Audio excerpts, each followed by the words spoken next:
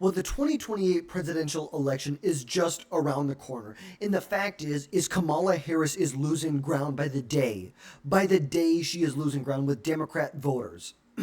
Not only Democrat voters, but Americans. Now, if you look at this, it's a very interesting thing to think about.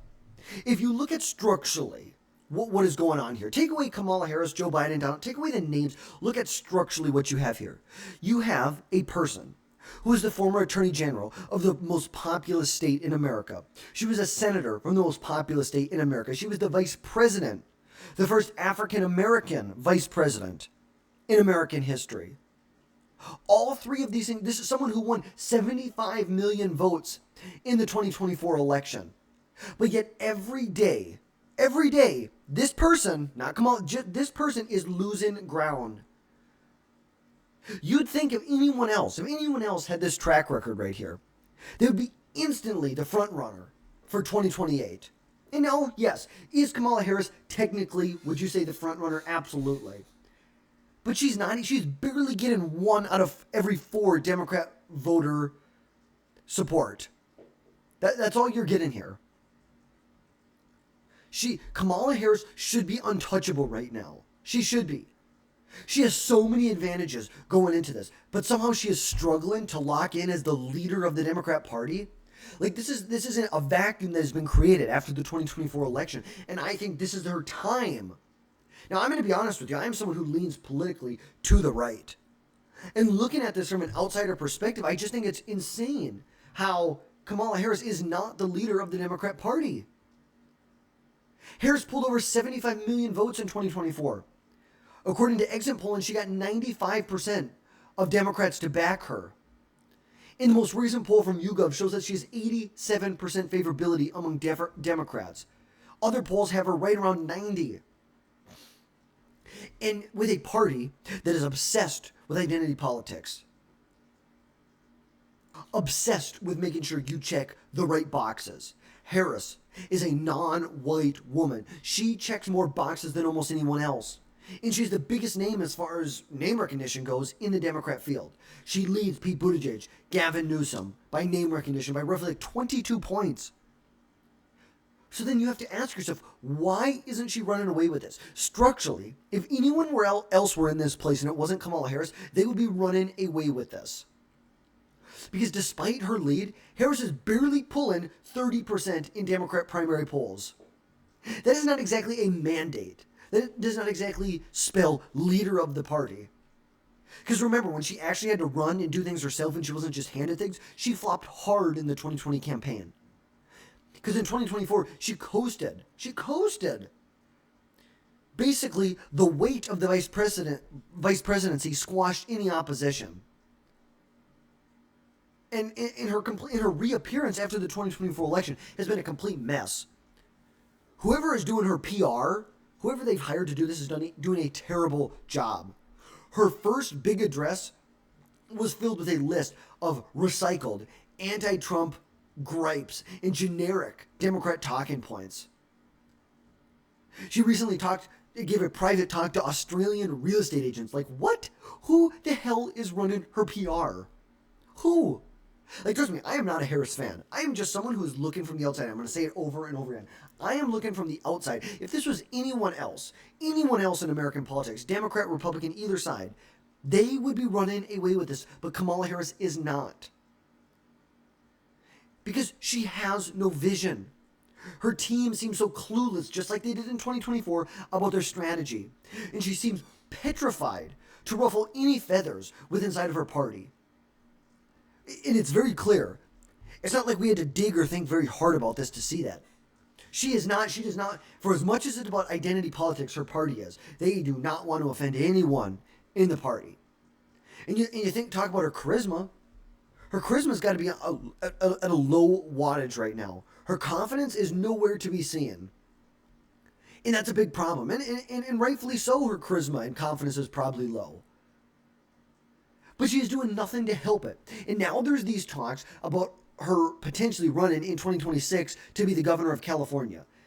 And for Kamala Harris, like, it would be a terrible move. Like, I've made other videos why I don't think Kamala Harris is the leader of the party, yada, yada, all these other things. But here's the reality. If her name wasn't Kamala Harris and everything else that went along with her was there, this person would be the leader of the party. They would be running away with this. Because running for governor in 2026 will kill her 2028 presidential ambitions. She'd have to pledge not to run for president in order to get the nomination in California.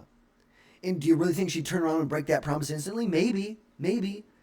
I think you could see some serious Nixon vibes here. You know, Nixon lost the presidency in 60, ran for California governor, ran again in 68, and won in a pretty big election in 68. And then went on to win one of the biggest landslides in American history. Like, this was a pretty big election, 319. Huge landslide in 1972. In running for the governor of California, she would be pulled into all the issues of the state. High deficits, high crime, homelessness. And good luck fixing that. Plus, she's going to get sucked into the far left politics that, you know, she's already far left. She's just going to get sucked right into that. We saw during the 2024 campaign, she tried to steer the boat closer to the middle. She tried to be down the middle, tried to rebuke former policy initiatives that she held, like banning hydraulic fracking and decriminalizing illegal immigration. There were things that she really tried to run away from. And being the governor of California would do nothing but embroil her with those issues. And as she skips 2028, she's looking at a minimum 2032 or 2036. And in 2036, she'll be 72 years old. And mostly having to fight a very tough crowd with an incumbent vice president in a very crowded field. I think it's going to be tough. I think if Kamala wants to run, I think it's either now or never. Like, I'm being honest with you. I think it is now or never. I think that she either runs in 28 for president or it's done. Her national profile is over. Yes, could she be the governor of California? Sure. But it's over. It's done. Your national profile, it's over. But if Kamala Harris actually wants to remain relevant in the party, she needs to stop playing it safe and in the world. She needs to act like a leader. Stop rehashing old anti-Trump one-liners that didn't work. Remember that. They did not work in 2024. Now, she also has to deal with the baggage that comes with Biden's 2024 loss and the fact that his inner circle really did, they were running the show. We know it was the inner circle who was running the show. They were hiding his mental decline, paving the way for a Trump 2.0. But I think she's going to have a lot of trouble, a lot of issues trying to get away from the fact that she was Biden's inner circle. She was part of the inner circle. You can try and pin whatever you want on Biden and his inner circle, but you were in the inner circle. And I think that there was, I think you can lean a little more center left. Stop trying to go so far left if you actually want to be relevant. And ignore people like Buttigieg, J.B. Pritzker, AOC. To AOC, to Kamala Harris, they shouldn't even be considered in the same ballpark. She was the vice president of the United States. She was the attorney general of the most populous, really, state in America. You're not equal to AOC. You're not equal to a bartender. And I think, like, Kamala Harris is positioned so well. She always talked about the opportunity economy in 2024. Okay, well, you have a major opportunity right here to do something, and you're just not doing anything, which, hey, I'm fine with. I didn't vote for her. I don't like her. This is simply me just analyzing a reality of American politics right now, where someone who is so well positioned to win, someone who is so well positioned to be a leader of the Democrat Party, and she is completely missing the mark. Like honestly. And Kamala Harris, like she has every advantage. Name recognition, polls, but she is fumbling the bag with no strategy, no confidence. She's not in any fights. She's out there giving speeches to Australian real estate agents. Like, what the hell is wrong? No wonder they lost in 2024. And if 2028 slips through her fingers, it's over. She will be out in the wilderness forever. She will never be able to come back. I truly do believe that. The way her post-vice presidency post-2024 election is being run is about the same way that the Biden administration and the re-election campaign for Biden and then Harris was run. VP Harris really failed to connect with voters on any major issues. They were so focused on these trivial issues, leading to a really historic, and I'm not saying by the vote margin or by the electoral college when I say a historic or unprecedented election. I'm saying you had a president who was elected, who lost re-election, who the Democrats threw everything they could at him. They tried to drain him of his cash, they tried to take away his business, they tried to put him in jail, and he still won all 7 swing states.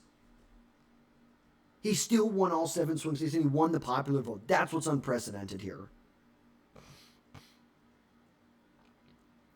And you had $1 billion. Kamala Harris had $1 billion. Huge amounts of resources to drive this election to her. And she failed. She failed to seal the deal. And you know, this is a quote from an aide inside of the Biden administration or on VP Harris's campaign. I've worked on 5 presidential campaigns. I knew this would be hard. Others acted like they knew we were going to win. One person said, they were arrogant. And the big one is the campaign chairwoman, Jen O'Malley Dillon. Like, where the hell did this $1 billion go? Where? Nobody connected with her. Were you just that bad at marketing her? There's a focus, like we said, on these trivial issues. These issues that live in comment sections on Twitter, not in real life. You know, what did they focus on? They focused on abortion rights and respecting democratic norms. You totally misread the room. Totally misread the room. Trump hammered on the issues people cared about.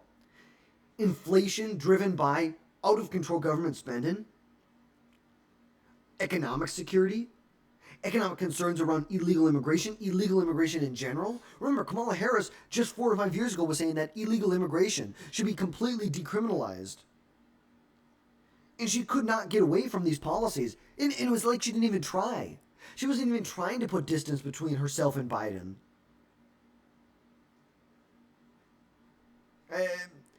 And I think there's a quote down here that was very, very good. These staffers, advisors, and consultants who went to Ivy League schools and are AOC liberals don't represent real Americans. The campaign staff live in a vacuum of they, them, and Latinx. I thought that really summed it up for me. Honestly. But ultimately, you are still at a position where you can change. Not that I want her to. I would never vote for Kamala Harris. And I just want to be upfront with you and be honest about this, like where my political leanings are. But at the end of the day, if you take away the name Kamala Harris and you just look at what's on the resume here, how are you not the leader of the Democrat Party? You have this on your resume and you're giving speeches to Australian real estate agents. Like, what a joke. I would fire anyone who's doing your PR immediately. But I want to know your thoughts. What do you think about how Kamala Harris is handling things post-presidency? I know she faces huge challenges in the 2028 election, and she's doing nothing to help herself right now. Absolutely nothing. But as always, let me know your thoughts down below. Drop down below, hit that subscribe button, and make sure you never miss another video from us again in the future. And folks, we will catch you next time.